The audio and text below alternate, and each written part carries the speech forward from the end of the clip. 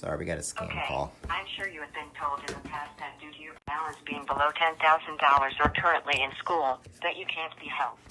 We will look for a solution for you and get back to you in a short period of time. Goodbye. Oh. All right, everybody. Sorry about that. That was I thought it was a business call because I've been kind of working out of the house today. That was another scam call telling me I have student loans. Now, I'll tell you why I know that's also a scam. I don't have student loans. The Marine Corps paid for my college. I graduated. No student loans. Another reason why I did not get taken in by these scam calls. Now, let's go ahead and try to call that number back because we are calling the number back now. And we're going to find out why. The number or code you have dialed is incorrect. So now all of a sudden it doesn't work. Please check the number or code and try again. You see, they try to scare you and threaten you. I told them this time that my balance was like $30,000 or something. I've never had a college debt before. That's what you get when you join the Marine Corps. I was blessed that... The number or code you have dialed. So, anyway, going back to my original statement. My friends come from every walk of life. They come from every political party of life. And each and every one of you guys matter. So every day I want every one of you guys to know you matter. And all these freaking scam calls, they're trying to call my cell phone. And which is funny because now that one was Federal Student UO. And it's a fake call, of course. So, in other words, you know, never mind about all that. You know, fake calls are fake calls. You matter. You're important. I don't care if you're Republican. I don't care if you're Democrat. I don't care if you love Trump. I don't care if you hate Trump. I don't care if you love the Clintons. I don't care if you hate the Clintons. I don't care if you love Bush or you hate Bush. I don't care if you love Reagan or hate Reagan. I don't care. Quite frankly, I'm going to vote my way when I go into that polling place. And if somebody has a good argument, they're more than welcome to tell it to me.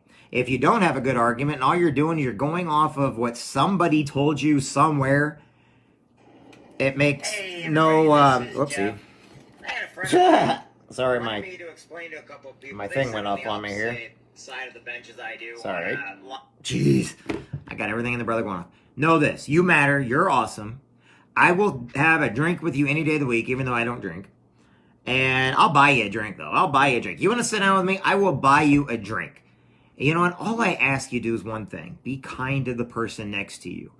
See, I'm so worried about suicide and people killing themselves. I'm so worried about big pharmaceuticals paying doctors off to give other veterans and maybe people that just have depression, drugs that are making depression worse, that they kill themselves. Okay? I'm more worried about my politics in my hometown day to day to make sure there's clean water, make sure the laws are just. Okay? I am more worried about getting memorials out there. I will have coffee with you any day, Dale. Any day I'll have coffee with you. I just don't drink it. Anybody knows me knows I don't drink coffee. I don't like coffee. I don't like alcohol. And it has nothing to do with that. It's just, okay, I'll tell Dale this little quick story. I think Craig Mudd's going to get a kick out of this. Everybody, literally everybody in my family drinks coffee, especially on the Kuhn sign, Kuhn. We all went to St. John's, right? Everybody drinks coffee. Everybody except my mom and dad also drink beer. My grandpa used to have Pabst Blue Ribbon in his fridge all the time. Okay? And then my dad's friends and people, they always had hard alcohol, but nobody really drank excessively. And it was really kind of funny. And my grandma and grandpa used to smoke, but then my grandpa went cold turkey and so did my grandma. My mom and dad never did. So growing up, I always smoked coffee. My aunts and stuff would come over and they would smoke cigarettes. My mom and dad never did, so whenever they weren't around. So I got developed this bad thing of I couldn't stand cigarette smoke. To this day, I still cannot stand cigarette smoke. However, I had a partner, my big sister, my sister Ann, and she didn't like coffee at all. And so growing up, she didn't like coffee. Loved soda. Unless it was that generic type of soda called cola that they got at those cheap stores years ago that said cola on the bottle, and they got it thinking, oh, it's just soda, kids will drink it. None of us would touch that stuff. Like, literally, that was like plague. You just don't drink it. It's like, grandma got it one time, filled up her fridge with it because it's really cheap and all the kids are going to love it. Yeah, none of us would even touch it. It sat in there for like years. Nobody would touch that soda whatsoever. But back to the coffee thing.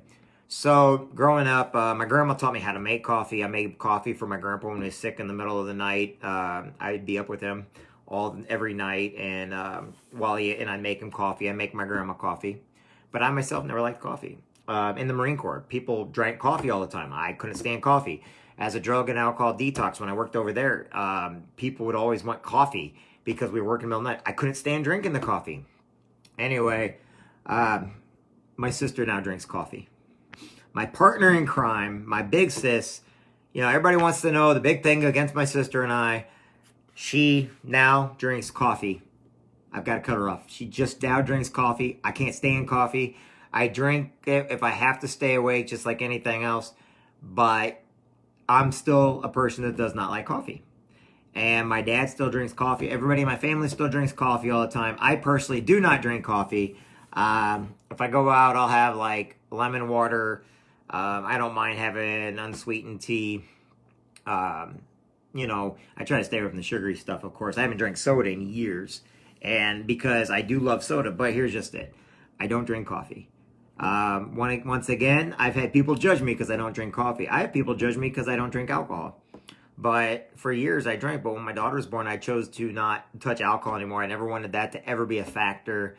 Even for a minute, I just felt that I could buy her stuff if I were to go out. And so instead of buying cigarettes or alcohol, I just spent that kind of money like on my daughter for like candy bars or, getting some Play-Doh or something for her to, something fun.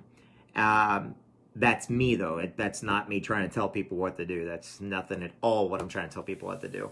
But, I go out and I know my friends and stuff will have a beer every once in a while. And if I go out, so in other words, I just never developed a liking for the stuff. And so, yeah, that's how that works. So anyway, each and every one of you you're important. Know you have a great day. We're all different, we all have our qualms. We all have our things, And one of the things I don't mind doing is I don't mind buying a drink or two for a friend of mine. I don't mind going out and breaking bread with a friend. Breaking bread means you can go and have a meal with them. I kind of like that saying again. And, some of my friends I haven't seen forever. Even if I didn't get along with them before, I'm very grateful to see them now. Because of so many military guys that had died, stuff like, oh, my dad's coming inside. Hey, Dad. So, anyway, I will talk to everybody later. I'm going to get, that's my dad. Everybody say hi, Bill. That's Dad. Craig Mudd knows who he is. He is out cutting the grass. So, I'll talk to everybody later. Y'all have a good one. Don't do nothing too crazy today. If you do, do it twice. And I will talk with everybody later. Bye now.